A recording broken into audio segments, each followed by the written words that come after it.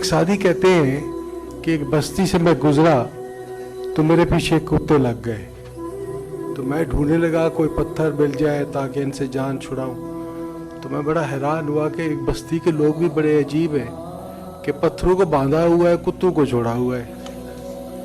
तो हमारी सोसाइटी का भी ये हागाड़ पैदा हुआ है हमारे मुल्क के अंदर, ये आज का नहीं है। मैं आपको आपके बचपन का एक वाक़या सुनाता हूँ कि बड़े बड़े मनाजरे हुआ करते थे। अहले हदीस के साथ बैठना तो दूर की बात है, इनका नाम लेना भी हमारे लिए वाजिब नहीं था, मुनासिब नहीं था। तो मनाजरे हुआ करते थे और हमारी तरफ के उलमा बड़े फ़ख्रिया पेशकश करते थे कि वो आए थे उस मसलक वाले गुस्ताख रसूल, हमारी मस्जिद में आ गए, हमें पता नहीं चला, जो ही हमें पता चला हमने मस्जिद को धोया। ये तरबियत हुई है हमारी, इस तरबियत में हम पले हैं, इस तरबियत में हम जवान हुए हैं, इन बातों को सुन सुन के हम बूढ़े हुए हैं। ये कोई एक दिन का वाक़या नहीं है, सिर्फ सियालकोट का वाक़या नहीं है। आगा साहब को फिक्र पता होगी जो कोयटा में अहले तशीयों पर जुल्म हुआ है, जो मच के पहाड़ों में वो आईडी कार्ड नहीं जी, आईडी कार्ड देख के जो पंजाब से बिलोंग करता था उसको वही शूट कर दिया जाता था। हमारी ग़िज़ा महफूज है, ना हमारी अद्वियात महफूज है, ना हमारी अदलिया महफूज है, ना हमारी इंतज़ामिया महफूज है, ना हमारे हुक्मरान महफूज है। इन तमाम बातों और इन बिगाड़ में उनका हिस्सा है। इसको हम आप ठीक नहीं कर सकते। आगा साहब की बहुत मेहरबानी है कि इन्होंने कम से कम यहाँ हमें बयान करने का मौका तो बख्शा, हमने अपने दिल की भड़ास तो निकाली। ये सिर्फ हुकूमत कर सकती है।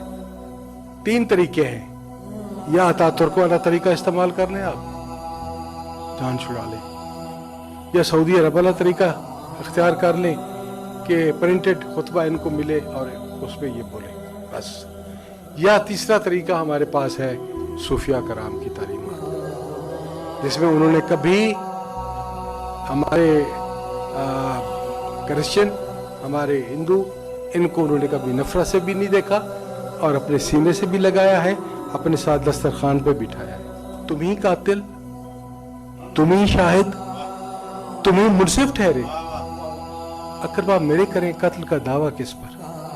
कौन बोले यहाँ पर? हुकूमत ही सिस्टम दुरुस्त करती है, हुकूमत के पास पावर होती है कि वो सिस्टम को सही करे। आका अलैहिस्सलाम के बारे में ये जो कानून बना हुआ है कि जी गुस्ताखी और तौहीन रिसालत का जो सिलसिला चल रहा है, मुझे आप ये बताएं।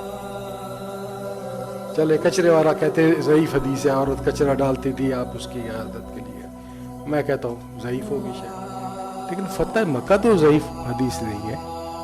अगर अबू सुफियान और हंदा को माफ़ी मिल सकती है तो और कौन सा वहाँ पे बड़ा मुजरिम था जिसकी बख्शिश बाकी थी?